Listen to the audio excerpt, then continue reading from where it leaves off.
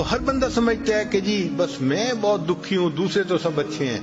نہیں، ہر ایک کی اپنی زندگی ہوتی ہے. بس اللہ سے یہ دعا مانگو کہ اللہ نے ہمیں جس حال میں رکھا ہے، اللہ ہمیں صبر کی توفیق عطا فرمائے، شکر کی توفیق عطا فرمائے. اللہ نے ہمیں بہترین حال میں رکھا ہوا ہے. سچی بات تو یہ ہے کہ ہم نے تو دنیا کے اندر آ کے غم کو دیکھا ہی نہیں ہے. سچی بات کروں نا تو ہم نے تو غم کو دیکھا ہی نہیں ہے. یہ چھوٹی موٹی چیزیں یہ کیا ہوتی ہیں، اس کو غم تھوڑا کہتے ہیں. جو دنیا میں لوگوں پہ غم بیتے ہیں، اگر کبھی اس کی سٹوریاں سننے لگیں تو حیران ہی ہو جائیں. کتابوں میں واقعہ لکھا ہے کہ ایک عورت تھی، طواف کر رہی تھی اور طواف کے دوران کہتی تھی اللہ میں اس حال میں بھی آپ سے راضی، اے اللہ میں اس حال میں بھی آپ سے راضی. تو ایک آدمی نے یہ سنا تو بڑا حیران ہوا. اس نے اس سے پوچھا کہ تو کیوں کہتی ہے کہ میں اس حال میں بھی آپ سے راضی، میں اس حال میں بھی آپ سے راضی؟ اس نے کہا کہ میں طواف ختم کر لوں گی نا تو میں تمہیں اپنا واقعہ سناؤں گی. چنانچہ اس عورت نے اپنا واقعہ سنایا کہ میرے 3 بچے تھے، میں گھر کے اندر ایک دن تندور پہ روٹیاں پکا رہی تھی تو میرے بڑے 2 بچے جو تھے وہ گھر میں کھیل رہے تھے کمرے میں. اچانک مجھے ایک شور کی آواز آئی تو وہ کہتی ہے کہ میں نے جب شور سنا تو میں وہیں سب کچھ چھوڑ کے تندور پر آٹا روٹیاں تو میں کمرے کی طرف بھاگی. جب کمرے گئی تو میں نے ایک عجیب تماشا دیکھا کہ اس سے 1-2 دن پہلے میرے خاوند نے گھر میں بکری کو ذبح کیا تھا اور جس چھری سے بکری کو ذبح کیا تھا وہ اس نے کمرے میں رکھی تھی. تو میرے دونوں بچے کھیلتے کھیلتے ان میں سے ایک نے دوسرے کو کہا کہ تمہیں پتہ ہے کہ ابو نے بکری کو کیسے ذبح کیا تھا؟ تو دوسرا کہتے ہیں مجھے تو نہیں پتا. وہ کہتے اچھا آؤ میں تمہیں بتاتا ہوں کہ کیسے ابو نے ذبح کیا تھا. تو میرا درمیان والا بیٹا جو تھا وہ زمین پر لیٹ گیا اور بڑے لڑکے نے اس چھری کو اٹھا لیا.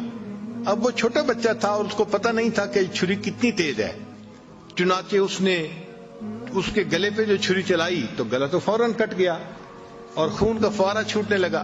اب جب خون نکلا تو شور ہوا اور میں بھاگی ہوئی آئی تو میں نے دیکھا کہ میرا بچہ خون میں لت پت پڑا تھا اور اس کی جان نکل چکی تھی. اب میں نے سوچا کہ میرا بڑا بیٹا کہاں ہے جس نے یہ حرکت کی تھی؟ وہ ڈر کے بھاگ گیا تھا اور کہیں چھپ گیا تھا. کہنے لگی میں نے اسے دوسرے کمروں میں دیکھا تو کہیں نظر نہیں آیا. جب صحن میں آئی تو وہاں میں نے تنور کے لیے کچھ لکڑیاں رکھی ہوئی تھیں، ان لکڑیوں کے پیچھے وہ جا کے چھپا تھا. کہنے لگی میں نے پیچھے سے اس کو جا کے جب دیکھا تو اس نے مجھے کوئی جواب نہیں دیا. جب میں قریب گئی تو مجھے پتا چلا کہ اس جگہ کے اوپر ایک سانپ بیٹھا ہوا تھا. یہ بچہ چھپنے کے لیے جب لکڑیوں کے پیچھے گیا سانپ نے اس کو ڈسا اور یہ بھی وہاں مرا پڑا تھا. کہتے میں اس کی لاش اٹھا کے لائی، ایک بچے کو ایک چارپائی پہ لٹایا اور دوسرے بچے کو دوسرے چارپائی پہ لٹایا. پھر اس کے بعد میں نے فیل کیا کہ میرا تیسرا چھوٹا بیٹا جو کرالنگ کرتا تھا، رینگتا تھا، وہ کہاں ہے؟ وہ مجھے نظر نہیں آ رہا تھا. کہنے لگی میں اٹھ کے جب جو ہے تنور کی طرف آئی تو میں نے دیکھا کہ اس نے کرال کیا اور وہ تنور کے اندر گر چکا تھا. تو میں نے اپنے زندہ بیٹے کو آگ کے اندر پورا جلتا ہوا دیکھا اور وہ بھی فوت ہو گیا تھا. تو میں نے تینوں بیٹوں کی لاشوں کو چارپائی پہ رکھا، پھر ان کو نہلایا، ان کو کفن دیے. جب تینوں کے جنازے ایک دن میں گھر سے نکلے تو میں عمرے کے ارادے سے آ گئی. اب میں طواف کر رہی ہوں اور اپنے اللہ کو کہہ رہی ہوں اے اللہ میں اس حال میں بھی آپ سے راضی ہوں. آپ ذرا غور کیجئے نا اس ماں کے دل پہ کیا بیتی ہوگی کہ ایک دن میں جس کے 3 بیٹوں کا جنازہ گھر سے نکلے اور پھر وہ طواف کرتے ہوئے کہہ رہی ہے اے اللہ میں اس حال میں بھی آپ سے راضی ہوں. تو ہم نے کہاں غم دیکھے ہیں، کہاں تکلیفیں دیکھی ہیں؟ ہم نے نہیں دیکھی. ہمیں تو اللہ نے بہت سہولت کی زندگی دی ہے، بہت آسانیوں کی زندگی دی ہے. ہم تو جتنا شکر ادا کریں اتنا کم بنتا ہے.